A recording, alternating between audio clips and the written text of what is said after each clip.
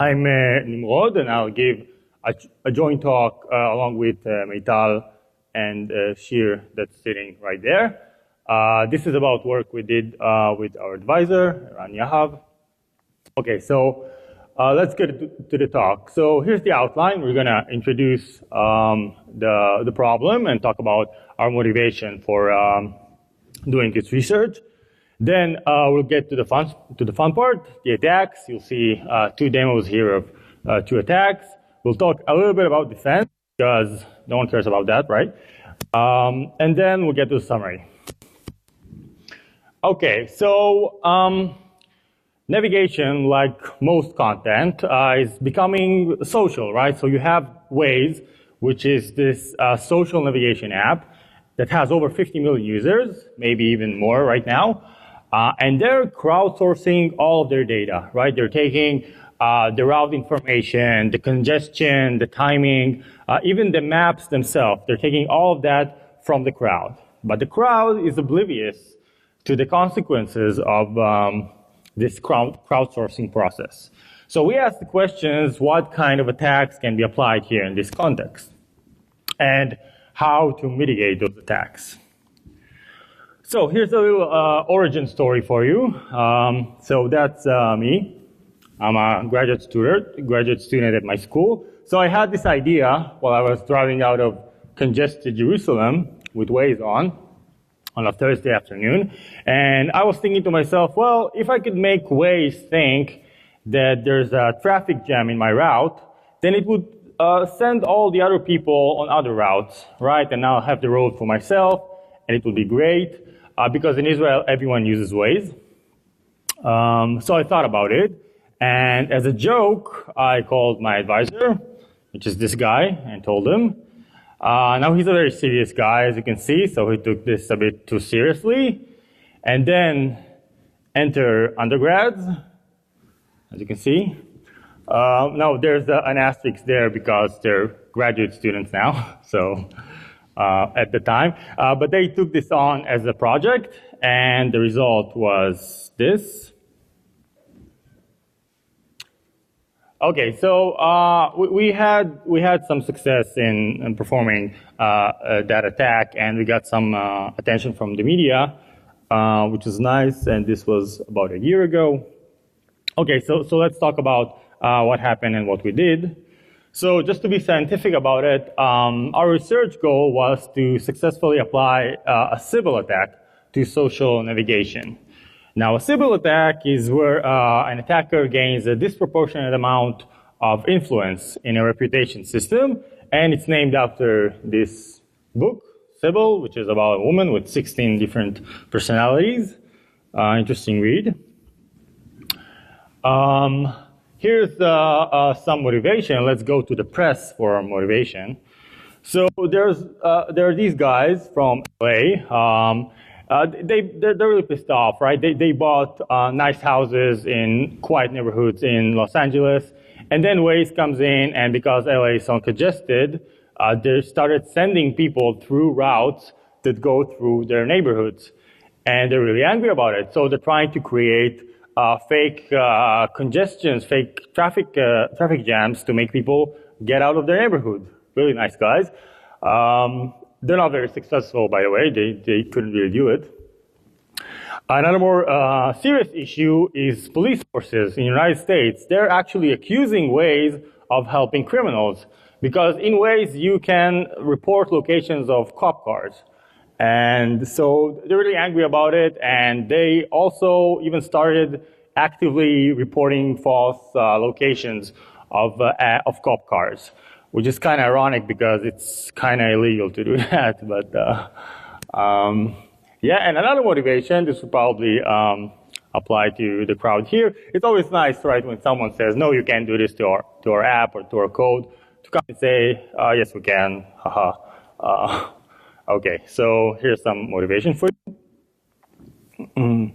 Okay, so let's get to the fun part, the attacks. In the first attack, which will be presented by Meital, we'll see the creation of false congestion and will affect routing. Now, this was published a year ago, but you will see the specifics for the first time here. So without further ado, Meital.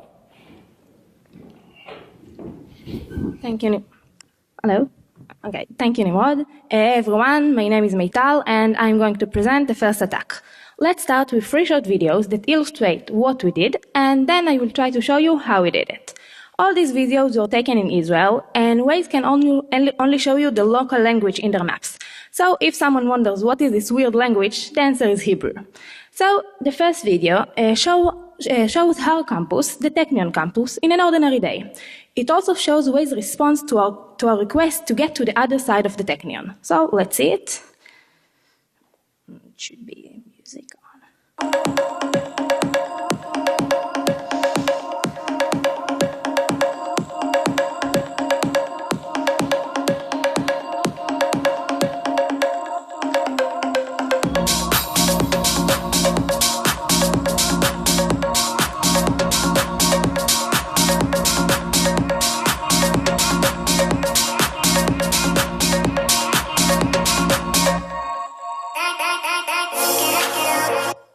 Okay, so when the road was empty, Waze navigated us through the short road. Its length is 0.8 miles.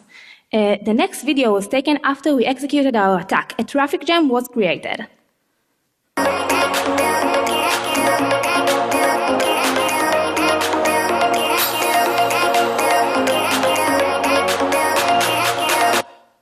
And now, let's see what Waze does when we want to reach to the same point, the other side of the campus, but the short road is allegedly loaded due to our conjunction.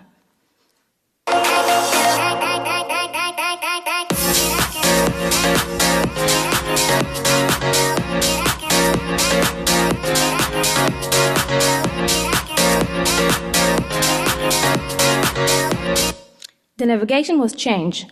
Waze no longer directed us through the short road.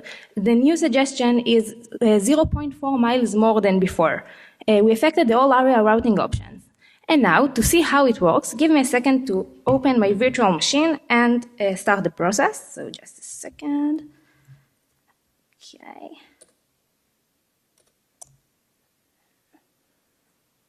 Okay, so the first step of this attack is creation of big army of fake Waze users.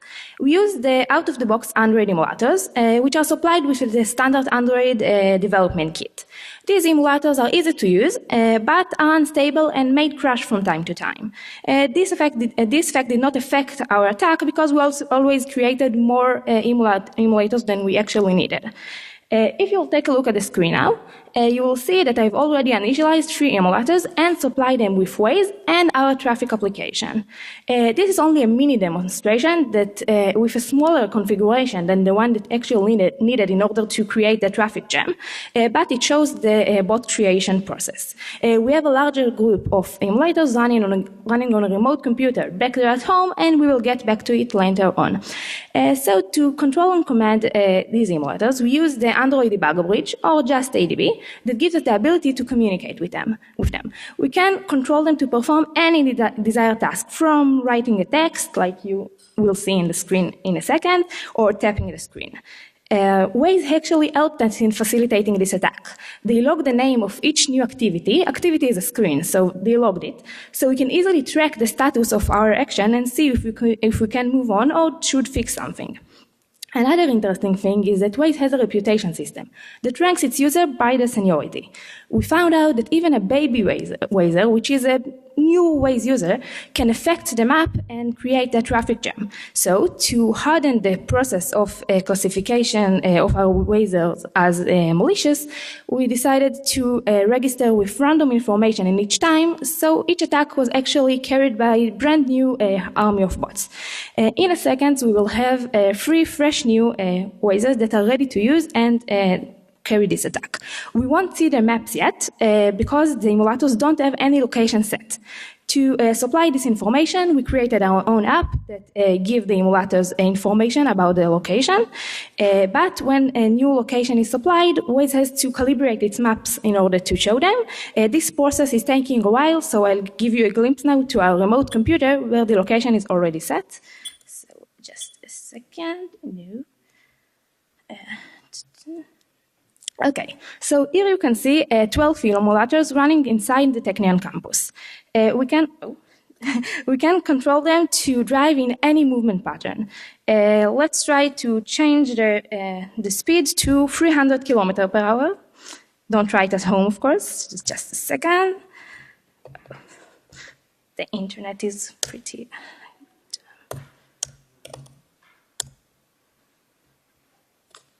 Oh. No.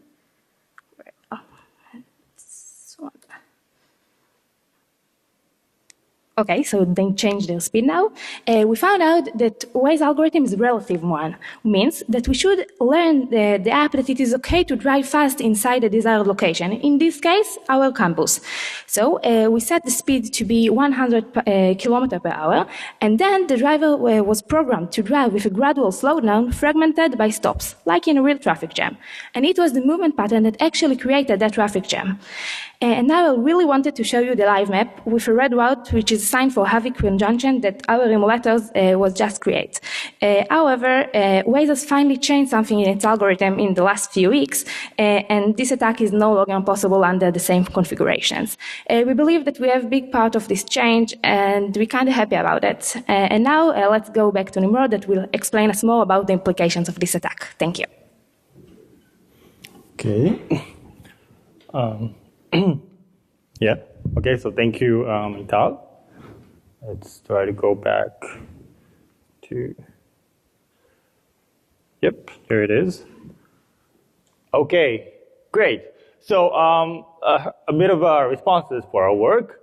So apparently we have lost our moral compass. This is one of the responses we got. And we are no different than going out as criminals and blocking roads. And why is the police not swiftly investigating? So that's always nice to hear that, right? Okay, so regarding disclosure, we notified Waze of the attack roughly 2 months before publishing it. We saw a change in the registration process, which kind of correlates to what we suggested as a mitigation. Roughly 6 months after publishing, the attack was still possible, 8 months later. A few weeks back, which is 6 months after that, we saw that they have patched the attack finally. Great timing, right? And in the small setting of our experiment, it was no longer possible, which, as Meital said, is nice. So let's talk about the implications of this kind of attack. So I've categorized this in 4 categories. The first one is national. So when you think about it, Waze actually helps a country be more efficient if enough people use it, because it's a way for drivers to coordinate the use of roads between one another. So when you render a system like that useless, then you're actually making the people waste time and fuel and pollute. So this has an implication in the national sense that it really makes the country a bit more efficient. So this is a consideration. Now, in the financial sense of it, well, you can do all sorts of stuff, right? You can congest free roads in case you're an owner of a toll road. You can make everyone go through your road. You can make people drive by your restaurant or your sign or your business, or you can just create congestion near the competition. Or just people that you don't like. Now, in the criminal sense, so let's say that you're a hitman, but you're a really lazy hitman, right? You don't want to drive down to the guy and check him out and do all the work. So you'll just lead him down the road where you're sitting, you're having your coffee. He will come over to you. So that's always nice for lazy criminals. And in the personal sense, well, there's the initial idea. And there's also, right, helping those nice fellows from Los Angeles to get the people out of their neighborhood. So these are some of the implications, and we believe they are substantial. Okay, so the second attack, this will be presented by Shir. In this attack, we will be tracking users. We're really excited about this because this is the first time it's being published here at Black Hat. Never seen before. So without further ado, Shir.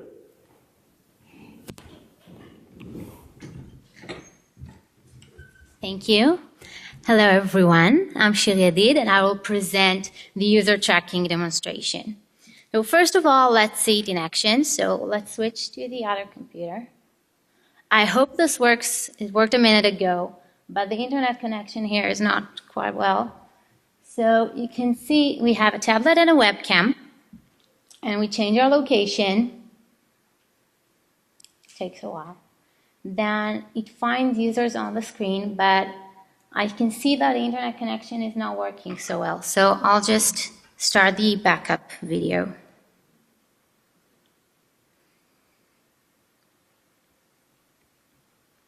Can you switch to the other computer? No. So you can see that we change the location. Then we find users on the screen. And then we press on these users. And each time we press on a user, appears a pop-up. And this pop-up contains information about the user. And we extract this information and we save it in our database with the user location. So again, we change the location. We find users on the screen. And then we press on them.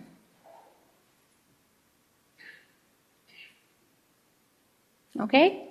So let's go through how this is done. Okay, so we already told you how we can control our location in order to create a fake traffic jam. Now we use the same ability in order to track other users. So in order to find users on the screen, we use image processing. So the first step is to take a screenshot and then pull it from the device. So all the image processing is done on the computer. And the image processing technique is called template matching, is when you have a template image and you try to match it to smaller parts of your target image. So our initial thought was that the Wazer shape, I'll zoom in for you, okay? Our initial thought that was the Wazer shape should be our template image. You see, it has kind of unique shape, but this didn't work so well because the shape is changing a little bit depending on the position of the Wazer on the screen. And you can see that some Wazers have these objects that hide part of their shape. So this wasn't such a good idea. But there is something that is not changing, and this is our template image. We use the Wazer smile. So you know, you're never fully dressed without a smile. So it does help us to find lots of users. Again, I'll zoom in for you. You see that we got both Wazers. Now that we have their position, we can press on them, and then a pop-up appears. Again, I'll zoom in. You can see the username, points, rank, and the time they joined the app. The speed is not so accurate, so we're not using it. But there is a problem, and the problem is that we don't know in advance where the pop-up will appear. So we need to find the position of the information that we would like to extract. And the way to do that is by using the same technique we used before, the template matching. This time, we try to match the words points, rank, and join, because they appear within the pop-up in the same position almost every time, except for a single case that we handle differently. So now we can use the relative distance in order to cut the image and get parts of the image that contain the information. Again, this is the image. We only cut the image, so we need to extract the information. And the way to do that is by using optical character recognition, OCR. And it's not completely accurate, but it's quite well. So sorry, Hector, for exposing you. Now, this was only a single user from a single device, but we actually have 16 back in our office. So all this information is saved in our database, and the way to display it is by a website. So I'll try and log in. Again, the internet connection is not so well, so I just hope. Okay, so you can see that we can filter by name, time, and the area. And I have some examples. So this is the first example. This is from California. And the second example, this is from Israel. And you can see that, Okay, you can see that the names are randomized, so we're not exposing anyone. But the path is a real path. So thank you all, and let's get Nimrod back. Okay. Wait. Well, thank you to Shir, of course. Well, the talk is not quite over yet. Okay, so let's talk about the implications, and then we'll summarize.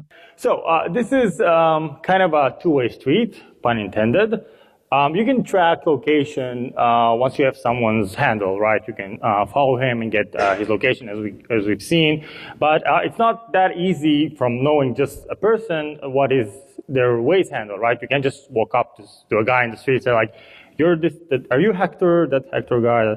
So you can't really do that. But you could use it the other way around, right? If you know where someone lives, where he works, the route that he takes, you can place our bots on that route and see which Wazers keep reoccurring there. And then after a sufficient amount of time, you will find the handle of the guy that you're looking for. So you can use it actually to infer the Waze handle and then use it to track him. Right? You can also infer persons of interest. You can just, for instance, put all our bots near a parliament, and then you'll see that the people that keep coming back there are probably ministers or their drivers at least, which is just as good. So there are a lot of uses for this attack. Another nice thing about this attack is that it can be focused, right? We can focus our bots on the location that we're tracking and really get a better refresh rate for the person that we want to track. And another nice thing is that it kind of completes the read-write loop, right? Because if spoofing a traffic jam is writing, then tracking is reading. And this gives the attacker a lot of control over the application, a lot of users, and over the users. So this is really powerful. Okay, real quick about mitigating attacks. So we'll start with the tracking attack. Waze actually allows you already to opt out of the live map, but this is not the default option, and people are not really aware to what happens if they don't opt out. And for the spoofing attack, well, we suggested a mitigation that uses carrier information, meaning the phone number, the SIM information. We saw that Waze started doing this after the attack became public and after we gave them our material. So that's nice, and there's a lot more details here, and the attack, you can read it all in the white paper. Okay, so to summarize, we've shown that a civil attack on social navigation is possible, and we demonstrated here a spoofing and tracking attack. What's nice about our attack is that it requires no reverse engineering. We just use the Waze mechanism as a benign user against itself. We were able to track thousands of users and create false congestion. This has vast implications. We suggested mitigation that we suspect was adapted by Waze. We were not sure. Great, so to conclude, users should beware of trusting social applications blindly, even reliable ones, and those applications should put more effort into security. And another personal conclusion for me was that undergrads can be useful. Like, who would have thought about it, right? But then again, are they really undergrads? They're graduate students now, so you can't really know. Okay, so that's it. We'll take questions now, and thank you very much for listening.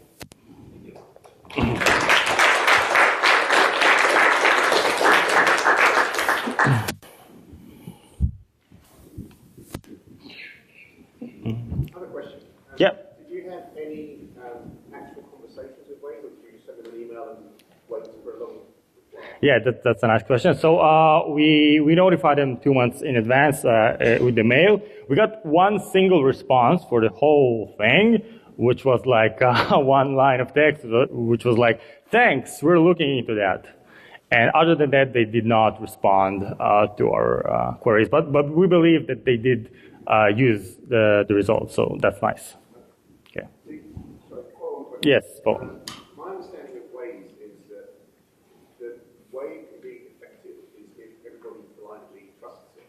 So if people stop blindly trusting it, doesn't that make it less effective?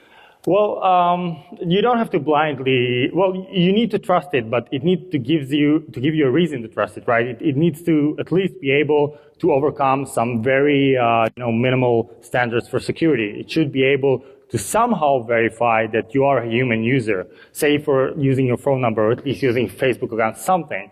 And what we showed is that they really weren't using even that. So we're saying, yes, of course, you should trust Waze in order for it to work, but they should earn the trust, yes. Okay, yes. So my understanding is that when a traffic jam is reported, Waze will then monitor the speed of other Waze users along that road. So given your attack, if there was more Waze users on that road reporting normal speed, would that cause your attack to fail? Yeah, so if I got the question correctly, that's a good question, because we checked what happens if you have like a lot of slow driving bots along with fast driving bots in the same area. And in our experiments, it always showed that the slow bots win. So if you have a critical mass of bots that's driving slow, then they would create a traffic jam in the application. And by the way, reporting a traffic jam, you have an interface for that. It doesn't create a traffic jam. It it infers it from the driving pattern. Okay, so you don't need to actually report a traffic jam. It monitors your speed all the time regardless. Okay. Exactly, yes. Thank you. Yes.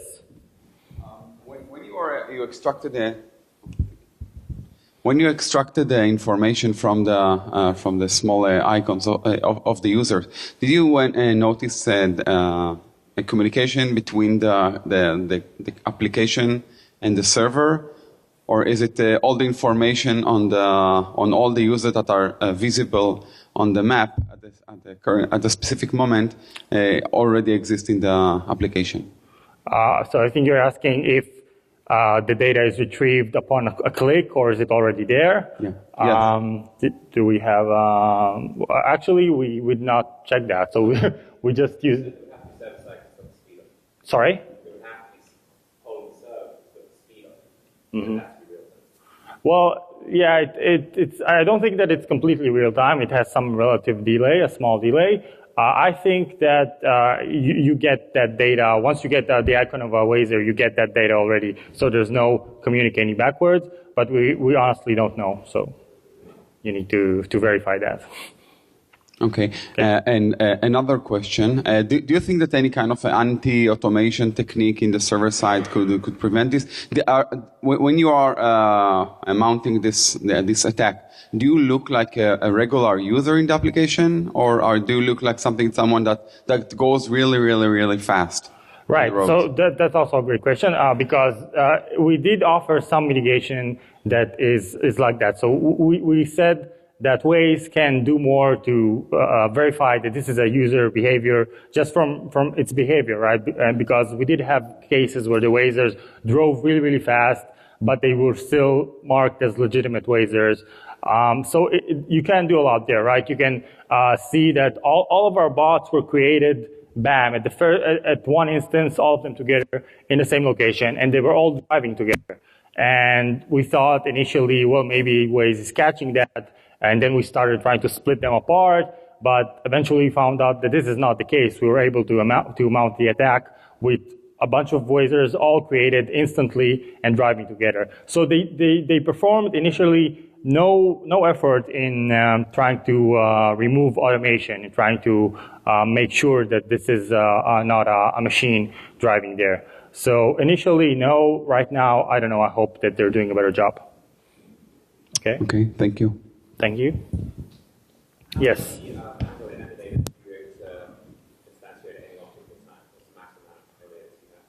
What's the maximum we're able to instantiate? Yeah, it was per server. It was 15, right? 15 per server. Yeah. So was the limitation the server or 15? Per one server. Yeah. The server is there. No, the server is our server. Yeah. Yeah, one computer. Just. Yeah. So one computer, 15. So if you want more, you need more computers. But 15 is enough. That's it. Okay, thank you very much.